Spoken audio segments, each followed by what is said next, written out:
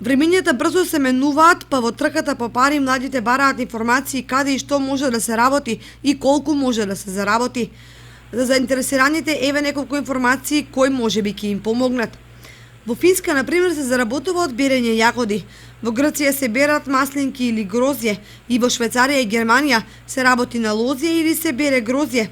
Потоа може да се работи на брод, келнер и кувар во Црна Гора или собарки во Америка. Заработките се различни и зависат од висината на дневниците и условите кои им се нудат на работниците, како сместување, храна, осигурување и се разликуваат од земја до земја. Различни се искуствата на оние кои се обидени на ваков начин да заработат. Дел од нив вела дека за 3 месеци може да се заработи и по 5000 евра, но има и такви кои биле измамени и не заработиле. Работа на фарма за бројлери во Англија се наплаќа по 4 до 5000 фунти месечно. За собирање јагоди во Финска, девојка за 3 месеци заработила и се вратила дома со 5000. Берењето јагоди во Финска се плаќа по 2,8 евра по килограм и за малини 4 евра по килограм.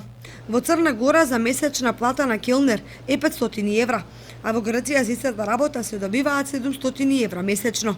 Работата пак на плантажи во Грција се работи по 25 евра. Чување деца во Австрија и Германија се плаќа по 200 евра неделно, додека пак работата на сточарска фарма во Швајцарија се плаќа по 21 швајцарски франк дневно со храна и сместување. Во Германија во периодот на бербата на грозје на винските плантажи во Јужна Германија се плаќа по $25 на ден. Во САД, например, собарка во хотел добива по $7 на час, келнер $8 на час, кувар на плажа $9 на час, помошник при преселби $13 на час. Чувањето деца во САД се плаќа по $150 дневно.